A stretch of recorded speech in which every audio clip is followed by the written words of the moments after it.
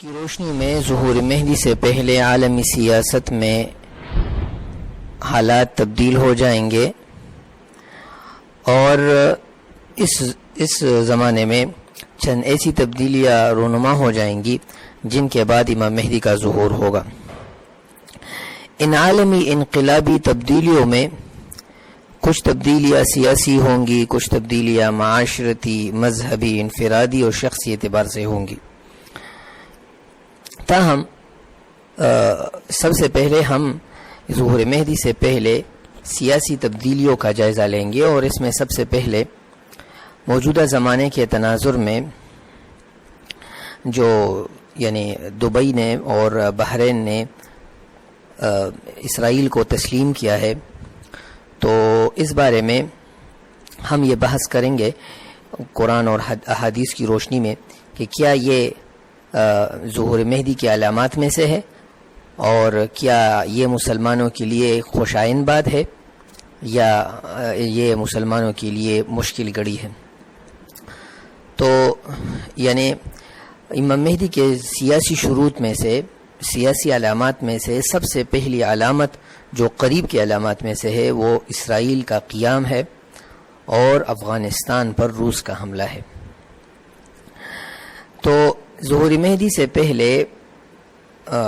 ایک سیاسی شرط وہ اسرائیل کا قیام ایک اہم ستون ہے، جس کے قیام اور دوبارہ تقویت کے بعد روئے زمین پر ظلم و ستم کے برپا ہونے کی صورت میں اللہ تعالیٰ ان کے ختم کرنے کے لیے امام مہدی علیہ الرضوان اور اسی دور میں دجال کے مقابلے کے لیے حضرت عیسیٰ علیہ السلام کا نزول فرمائیں گے۔ اور ان باتوں کو ہم قرآن کی آیات اور احادیث مبارکہ اور مفسرین کے اقوال سے ثابت کریں گے، جیسے کہ آیت مبارکہ میں اللہ تعالیٰ نے بنی اسرائیل کے لیے دنیا اور آخرت میں ذلت اور رسوائی سے بچنے کے لیے اطاعت الہی کو بنیادی شرط قرار دیا ہے۔ جب کبھی دین سے تم انحراف کرو گے تو قرآن نے ان کو کہا کہ تم ذلیل و رسوا ہو کر اپنے دشمنوں کے ہاتھ مار کھاؤ گے، اور جو ان پر غالب ہو کر تاریخ نے ثابت کیا کہ یہودیوں کے جان و مال کو نقصان پہنچایا، ان کی عبادت گاہوں کو نقصان پہنچایا، ان کی اینٹ سے اینٹ بجا دی۔ اور اللہ تعالی نے یہودیوں کی کامیابی کے لیے دو مختلف ادوار کا تذکرہ احادیث میں کیا ہے۔ ایک کا کامیابی اور ناکامی شریعت موسوی میں، دوسری ناکامی شریعت عیسوی میں، اور شریعت محمدیہ کے ابتدائی دور میں حضرت عمر رضی اللہ عنہ کے دور میں شریعت موسوی سے انحراف کی سزا وہ مجوسیوں کے ہاتھوں، جو کافر بادشاہ تھا بخت نصر، اس کے ہاتھوں ہوئی، اور دوسری ناکامی کی سزا بزنطینی اور بنو قریظہ اور بنو نذیر اور خیبر کی صورت میں اور حضرت عمر رضی اللہ عنہ کے ہاتھوں ہوئی۔ اور پھر جب جزیرۃ العرب سے ان کو جلا وطن کر کے ختم کر دیا، اور پھر اللہ تعالیٰ نے بیت المقدس کو حضرت عمر رضی اللہ عنہ کے ہاتھوں پر وہ فتح کر دیا۔ اس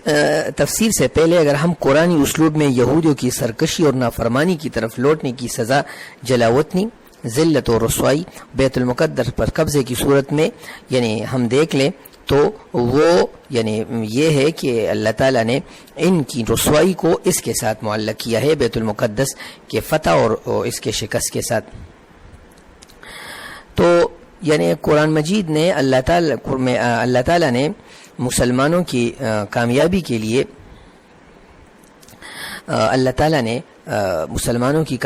لیے اور ایمان والوں کی سرخروئی کے لیے جو شرط لگائی ہے وہ ہے خلافت کا قیام، جو امام مہدی علیہ الرضوان کے ظہور کے بعد ہی ممکن ہوگا،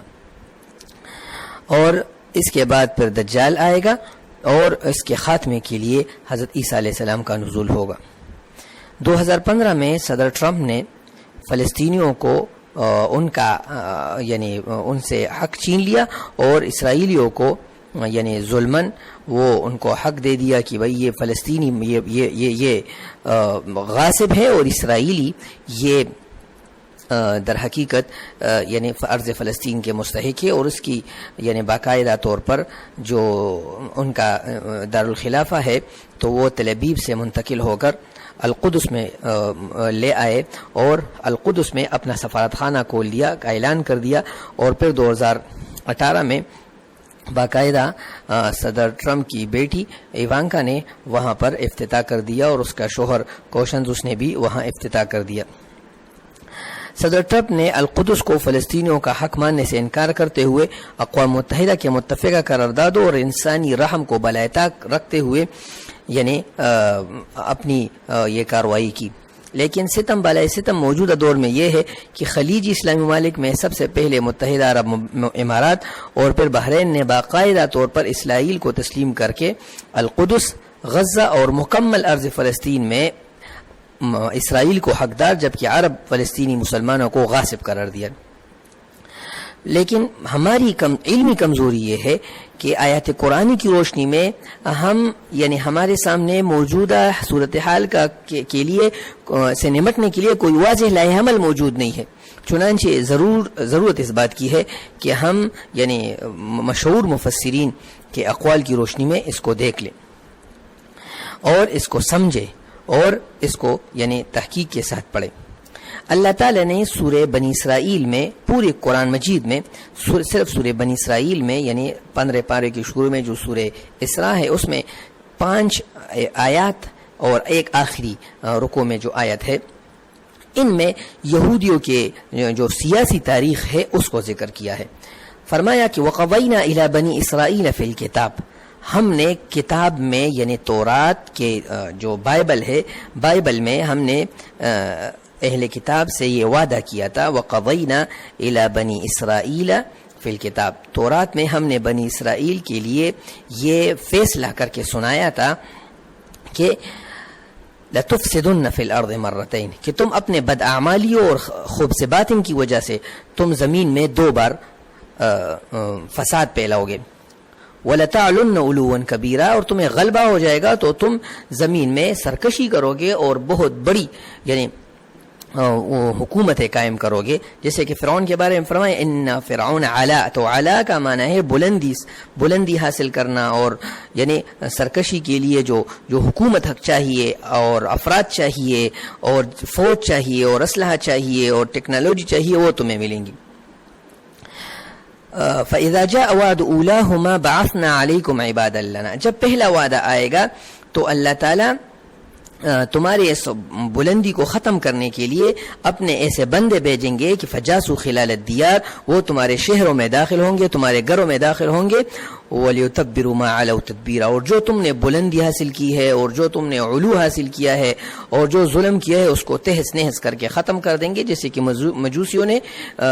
ان کے ساتھ کیا اور جیسے کہ حضرت عمر رضی اللہ عنہ نے ان کے ساتھ کیا۔ ثم رددنا لكم الكرة عليهم، پھر دوبارہ اللہ تعالیٰ تمہارے لیے ایک اور مرحلہ دیں گے اور تم پر رحم کریں گے، تم کو حکومت دیں گے۔ وَأَمْدَدْنَاكُمْ بِأَمْوَالٍ وَبَنِينَ، اور تم کو مال اور اولاد سے اور یعنی کاروبار سے اور تجارت سے اور اقتصاد سے اور عالمی شہرت سے اور میڈیا سے اور یعنی کمپنیوں سے اور مختلف قسم کے یعنی وسائل سے تمہیں زیادتی دیں گے اور تمہیں کثرت سے یعنی لوگ تمہارے تابع کریں گے۔ اور اس کی طرف اشارہ کرتے ہوئے صراحتاً فرمایا وَجَعَلْنَاكُمْ أَكْثَرَ نَفِيرًا، اور تم یعنی تعداد کے اعتبار سے اور لشکر کے اعتبار سے تم سب سے زیادہ ہوں گے، جیسے کہ مفسرین نے آیت کی روشنی میں یہی لکھا ہے۔ ان احسنتم احسنتم لانفسکم وان اسأتم فلها، یہ مکافات عمل کا قانون ذکر کیا کہ اگر اچھائی کرو گے تو یہ تمہارے ہی فائدے کے لیے ہے، وان اسأتم فلها، اگر برائی کرو گے تو اس کا وبال تمہارے لیے ہے۔ فَإِذَا جَاءَ وَعْدُ الْآخِرَةِ، اور جب دوبارہ تمہارے ہلاکت کا وعدہ اللہ تعالیٰ پورا کرنے کے لیے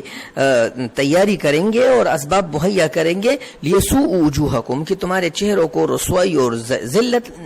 طاری کرے، وَلْيُتَبِّرُوا مَا عَلَوْا تَتْبِيرًا، اور تم نے جو جو فساد دنیا میں مچا رکھا ہے اس فساد کو ختم کرے، تو اللہ تعالیٰ تم پر پھر دوبارہ اسی طرح لوگ مسلط کریں گے جیسے کہ پہلی بار مسلط کیا تھا۔ لیکن آگے فرمایا عسیٰ ربکم ان یرحمکم، کہ آئندہ بھی، یہ تو تاریخ میں ہو چکا ہے لیکن آئندہ بھی عسیٰ ربکم ان یرحمکم، کہ تمہارا رب تم پر رحم کرے، وَإِنْ عُدْتُمْ عُدْنَا، اگر تم دوبارہ اس طرح کرو گے کہ زمین میں فساد پھیلاؤ گے، تمہیں طاقت ملے اس طاقت کے بلبوتے دنیا کو اپنا تابع کرو گے، دنیا کو اپنا غلام سمجھو گے، تو وَإِنْ عُدْتُمْ عُدْنَا، تو ہم بھی تمہارے ساتھ وہی کریں گے جیسے کہ پہلے کیا۔ پہلے کیے. جیسے کہ آگے پھر آخر میں فرمایا قلنا من بعده لبنی اسرائیل اسکنوا الارض. اس کے بعد ہم نے بنی اسرائیل کو کہا کہ زمین میں یعنی رہو، جہاں تم رہنا چاہو رہو، چونکہ بنی اسرائیل وہ زمین میں منتشر تھے. فَإِذَا جَاءَ وَعْدُ الْآخِرَةِ، اور جب آخری وعدہ پہنچے یعنی قرب قیامت کا زمانہ آ جائے اور حضرت عیسیٰ علیہ السلام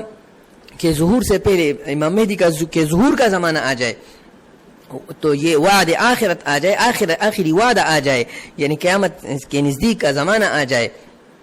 جئنا بکم لفیفا، تو ہم تمہیں دنیا بھر سے اکٹھا کر کے